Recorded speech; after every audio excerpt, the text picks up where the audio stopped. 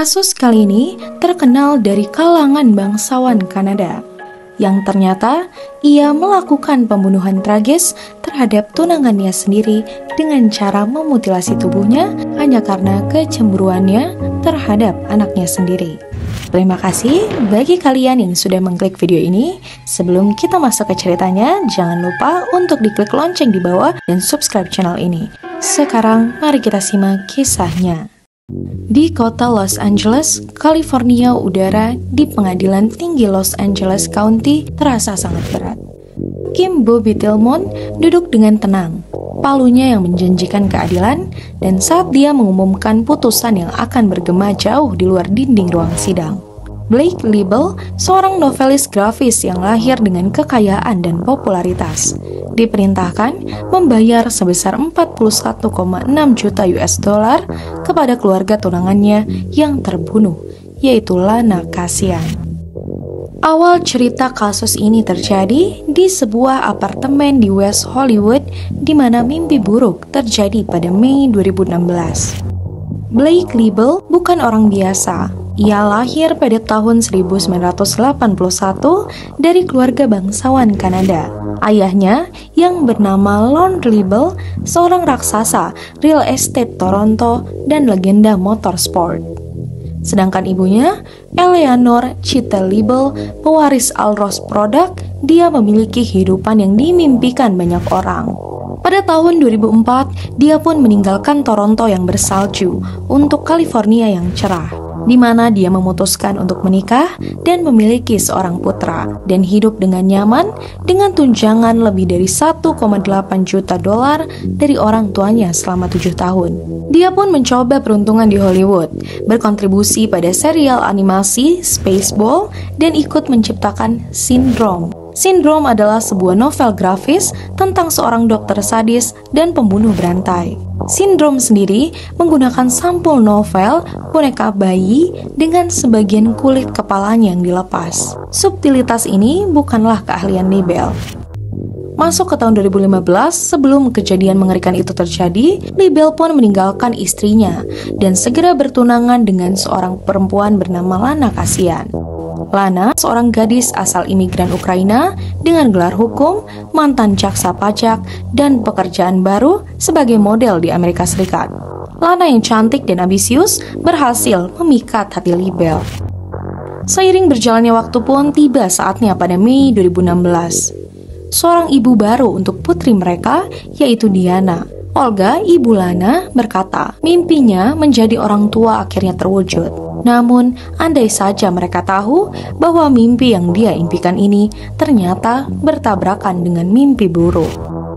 Pada 24 Mei 2016, Kassian yang masih bersinar karena menjadi seorang ibu, itu pun pergi berbelanja dengan membawa kereta bayi, tugasnya sehari-hari.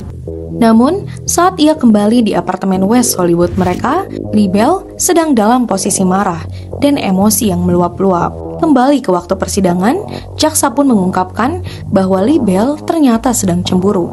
Kemarahan dan emosi yang meluap itu diakibatkan karena cemburu pada bayi kecil yang telah mencuri perhatian Kassian. Jadi, di saat dia kembali, dia pun tidak hanya masuk ke rumahnya, tetapi Kassian masuk ke dalam perangkap Leibel sendiri. Apa yang terjadi selanjutnya bukanlah kejahatan yang dilakukan dalam keadaan emosi biasa, melainkan itu adalah sebuah kegilaan. Leibel yang bersenjatakan benda tajam, yaitu sebuah pisau dapur berwarna hijau atau pisau cukur yang berdarah, yang ia temukan di kamar mandi mereka. Suasana pun akhirnya berubah.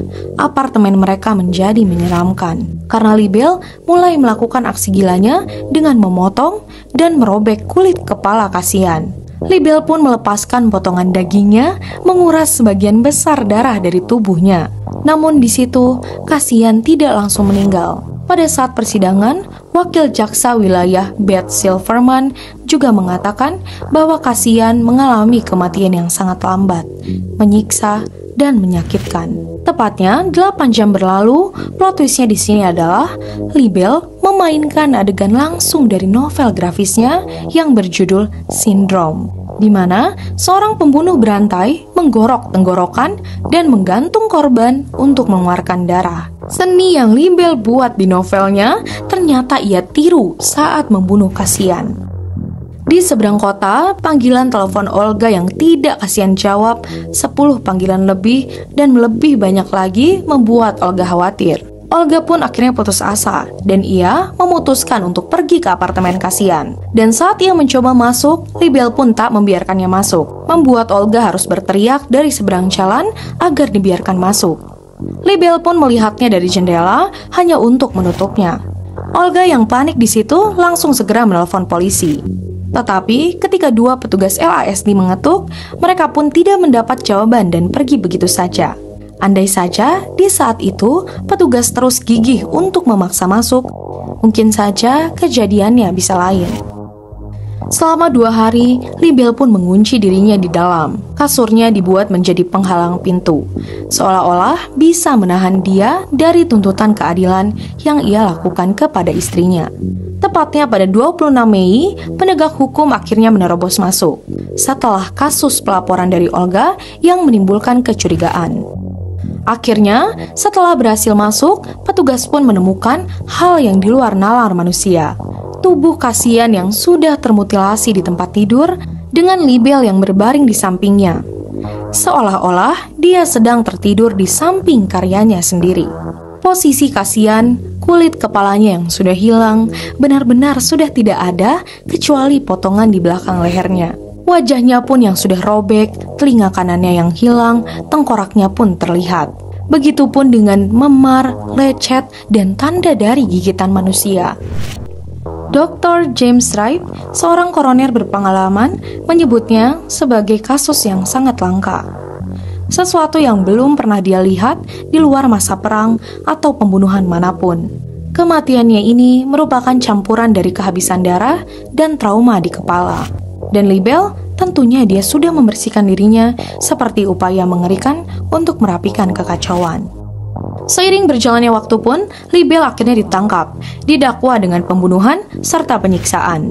Ia pun akhirnya dihukum pada Juni 2018 dengan hukuman penjara seumur hidup tanpa kemungkinan pembebasan bersyarat. Tetapi kasus ini pun ternyata tidak berhenti sampai di situ. Keluarga Kasian pun menggugat di ruang sidang Los Angeles. Hakim Tillmon menjatuhkan putusan 41,6 juta US dollar. Seperti yang disebutkan di awal, itu adalah uang yang bisa digunakan Olga untuk membesarkan cucunya, Diana, yang kini seorang gadis kecil yang tidak akan pernah mendengar suara ibunya kembali. Finkel di ruang sidang pun berkata, hal yang paling berharga yang diambil dari seorang gadis kecil adalah ibunya. Kepiluan dan kengerian pun bercampur karena suatu saat dia pasti akan mempertanyakan tentang ayah biologisnya dan apa yang terjadi terhadap kedua orang tuanya. Sangat tragis dan sungguh sangat pilu. Inilah ironinya. Libel yang sudah memiliki segalanya seperti uang, koneksi, impiannya di Hollywood, dan dia membuang itu semua hanya karena kecemburuan terhadap anaknya sendiri. Dan hal tersebut pun menjadikannya sebagai penjahat horor dan psikopat ulung dalam kehidupan nyata. Siapa yang tidak bergidik ngeri ketika tunanganmu memutuskan untuk menguji novel grafisnya di kulit kepalamu sendiri? Sindrom seharusnya menjadi terobosan besar bagi Libel, bukan malah jadi praktek untuk pembunuhan. Ternyata memiliki dana kepercayaan yang besar tidak bisa membeli jiwa. Libel kini menjadi kisah peringatan, bukti bahwa terkadang monster tidak berada di bawah tempat tidur mereka, melainkan penulis itu sendiri yang bisa menjadi monster karena imajinasi dan hayalan yang menggila. Saat ruang sidang pun sudah kosong, beratnya pun masih terasa. Keluarga Kasian menang. Tetapi dengan biaya apa? Olga merawat Diana di Ukraina, menyusun kehidupan dari puing-puing. Libel akhirnya membusuk di penjara, namanya selamanya terkait dengan kejahatan yang sulit dipahami. Dan kisah Sindrom duduk seperti artefak yang suram, pengingat bahwa garis antara fiksi dan realitas bisa setipis sisi pisau dan sama mematikannya. Jika kalian suka, jangan lupa untuk dibantu di subscribe, like, komen, dan share video ini karena dukungan kalian tentunya sangat berarti bagi kami. Tetap aman dan tetap terinformasi. Terima kasih.